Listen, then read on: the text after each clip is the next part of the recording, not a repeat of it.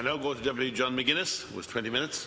Look, I, like others in the House, welcome the bill, but I wonder about the impact of the bill in terms of the custodial sentences that might be granted.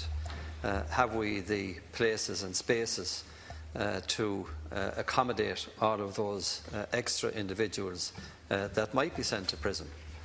I also question the ability of not the ability, but the extent to which the Gardaí can investigate all of these burglaries that are taking place. They will require extra resources, and not just in terms of cars. They will require extra resources in terms of manpower and the ability to deal with underage individuals who get caught up in this whole area of burglaries. I disagree with some of the comments earlier on that would suggest that this is driven by a media comment that there's widespread burglaries all over the country. There is indeed widespread burglaries all over the country. And in fact, they are horrendous in rural Ireland. The amount of people that now live in isolated areas, that live in fear, that have a gun beside their bed, that have some form of weapon beside their bed or in their house when the nights get dark, has grown immensely. And they will tell you this. People will openly admit that they will defend their homes and their belongings at all costs. And there are burglaries that are going on that are not being reported. Farm machinery being stolen, diesel being stolen, home heating oil, you name it.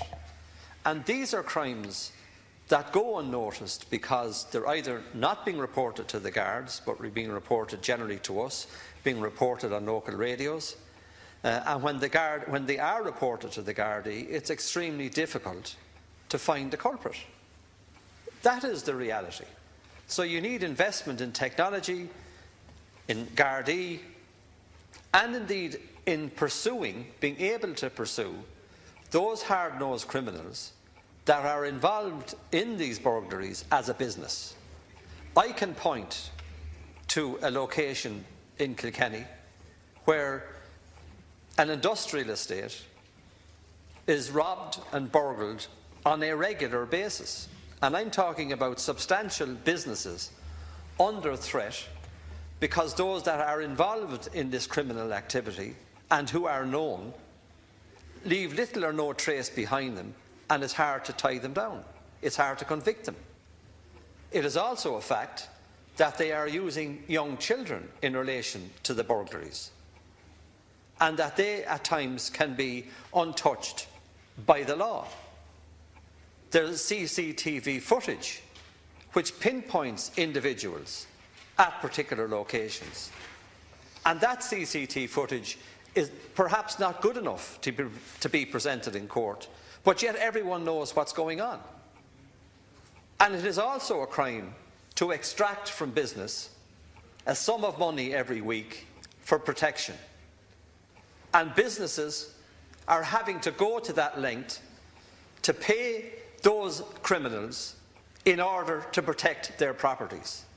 It is absolutely outrageous, the growth of activity in that area.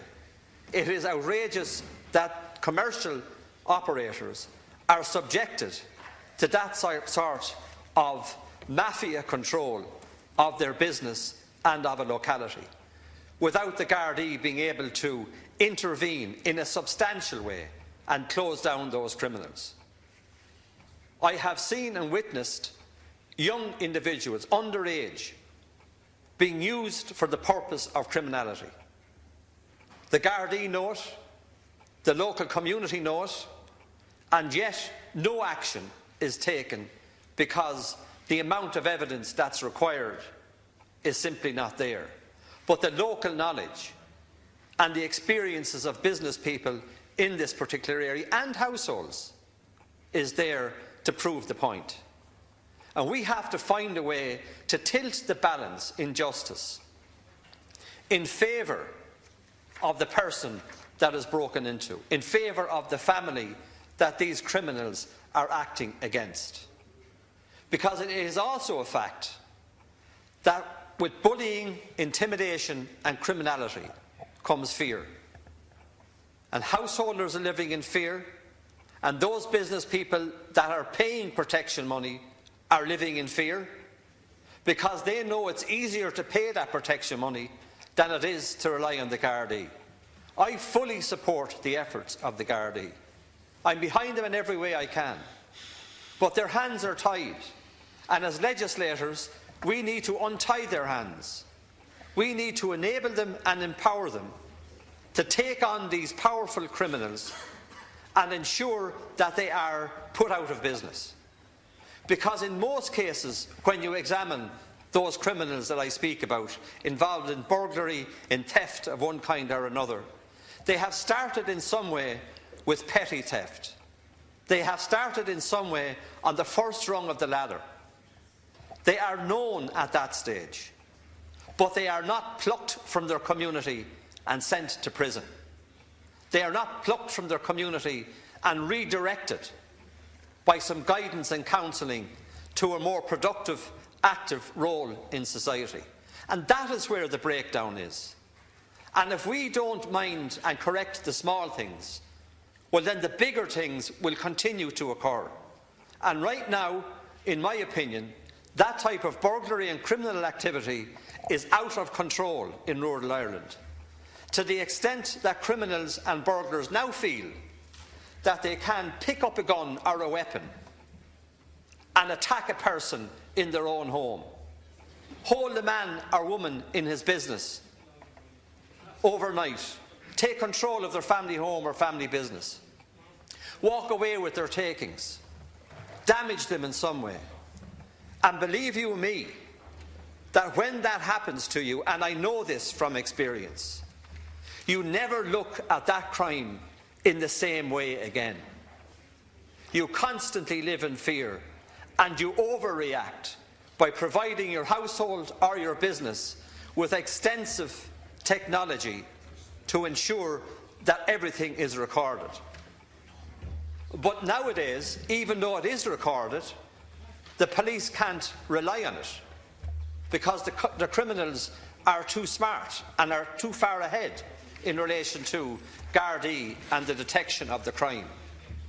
So yes, I say all support for the Gardaí, but we have to find some method of engaging with these criminals, with these burglars, at a very early stage to put them out of business.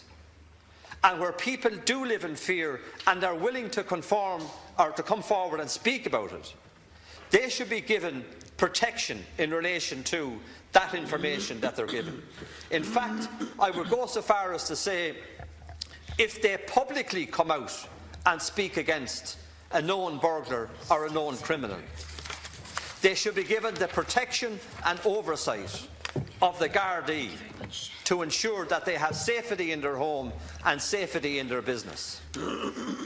And as long as we stand by and do not introduce some effective mechanism or control like that, we are allowing the criminals to grow and prosper. And that does not bode well for rural Ireland, or indeed for Ireland, the communities in Ireland generally. And if I could say to you in relation to rural Ireland, because that is undergoing a serious difficulty at present in terms of burglaries, it is a fact that the motorways have made the countryside more accessible. It is a fact that there is organised gangs travelling from Dublin, and the guards will recognise this. And they're identifying properties by marking those properties in a particular way, so that the activities of whoever is on that property, be they commercial or residential, will be known to those gangs. And as they come to visit, they already have set out the plan of engagement. They have already set out just exactly how they're going to vandalise a property, rob a household, or rob a machinery or rob a commercial outfit, and take the proceeds away with them. They do it in high-speed cars, they do it on a regular basis, and they are organised and known to the Gardaí. So if they are known, if what we are hearing from rural Ireland and seeing on our television is true, even half true, well then it demands of this House to react in a far greater way than just this piece of legislation. So let's be honest with each other. As parliamentarians setting out the law, we have a real problem here. And this problem will not go away by the introduction of this piece of legislation, although I welcome it. I ask you to move the adjournment of the debate at this stage. I will do. But can I say that beyond this day, we do need to engage with the police and communities. We do need to support them. We need to fund text alert systems and community alert systems. Thank you, Deputy. And without that, we are going to fail.